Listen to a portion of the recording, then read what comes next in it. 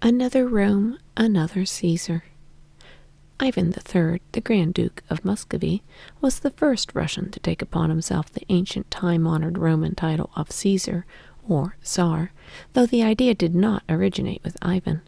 It was suggested to him by a strong-minded little woman named Zoe, or Sophia Paleologus, who became his second wife. In 1472, Sophia, with chest full to bursting with beautiful clothes and jewels, was leaving Italy for the practically unknown land of Muscovy on the border of Asia. She was going to marry the ruler of Muscovy, of whom she knew nothing except that he belonged to the Greek Orthodox Church. That to her was enough. Zoe Paleologus was Greek. Her uncle had been the last emperor of Constantinople, Constantine the 11th, who had died defending the city where she had been born. He was the last of the Caesars, the last one of her family which had held the proud title for 8 generations. Sophia had been but a small girl in 1453 when Constantinople fell, and she had been sent off to Rome to be under the protection of the Pope.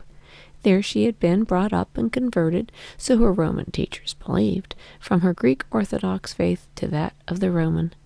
They mistook Zoe. Despite her soft appearance, her mind was firm and her wits sharp. She knew what she wanted, and she held out for it. She had often heard it said that Greeks in Constantinople preferred to be under the Turkish turban than the Pope's crown. She refused all offers of marriage with European princes who belonged to the Roman Church, making one excuse or another, until the proposal came from Ivan III of Muscovy. His form of Christianity was Greek Orthodox, the one which she had inherited. That was why, little as she knew about this mysterious land to which she was going, Sophia was setting out with hope and purpose on the long, tedious journey up through northern Europe and across the Polish border into Russia. She was riding in a litter accompanied by a large retinue on horseback, led by a Roman cardinal appointed by the Pope. Pope Sixtus IV fondly imagined that this marriage would result in bringing the Greek Orthodox Church of Moscow under the rule of Rome. Rome had tried to do this with the Greek Church in Constantinople, but had never succeeded. The break between the two churches was of too long standing, having originated in the days of Constantine. The cardinal, however, wasted no time in trying to bring this union about. He began as soon as they crossed the Polish border. At the first Russian town they came to, he entered at the head of the procession carrying the Roman crucifix.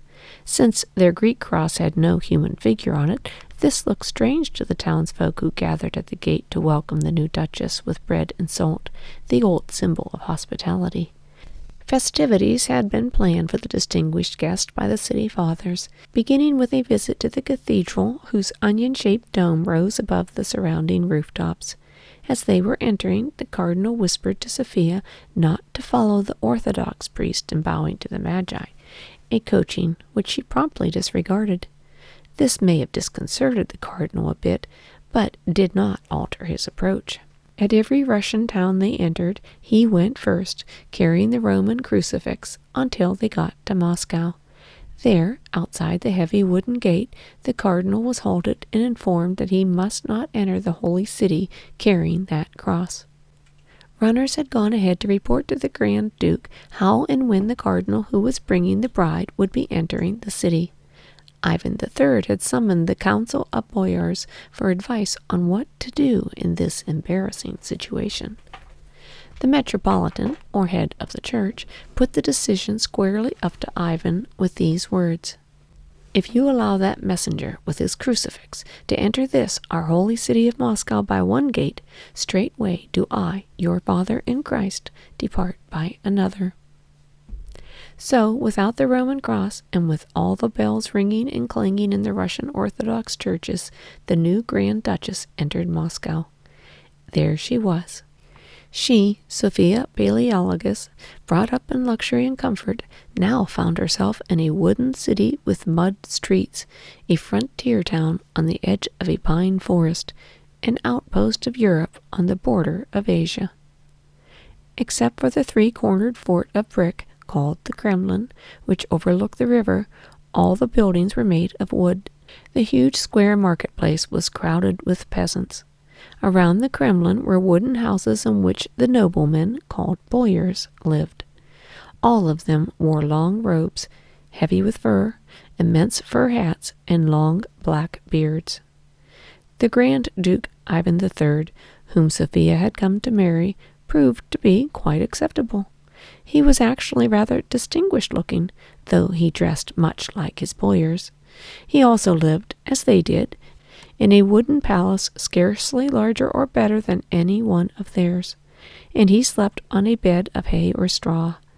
The wedding festivities, due to the chest filled with costumes and jewels and other royal trappings which the bride had brought with her, were so magnificent that the primitive boyars stood about in tongue-tied amazement.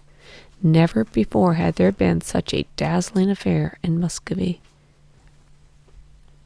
Ivan III went about among the boyars, to Sophia's dismay, as if he were one of them.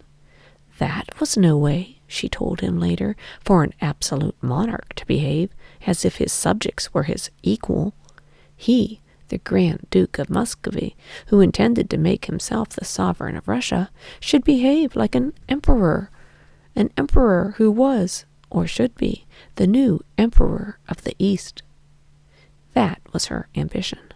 Now that Constantinople had fallen, Moscow should take its place as the center of the Eastern Empire and head of the Greek Church. Constantinople had been the second Rome. The third should be Moscow. And he, Ivan, Grand Duke of Muscovy, should take the title of Caesar.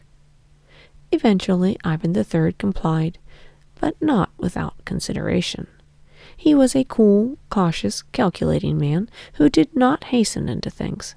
He kept trying out various combinations and finally decided upon Tsar of all Russia as the best-sounding title, Tsar being the Slavic form of Caesar. The boyars mumbled and grumbled in their beards. They hated this foreign innovation. They saw in it a serious threat to their independence. The Metropolitan, on the contrary, and the Patriarch of the Church, looked upon this rise in the status of their duke, their city, and themselves with high approval.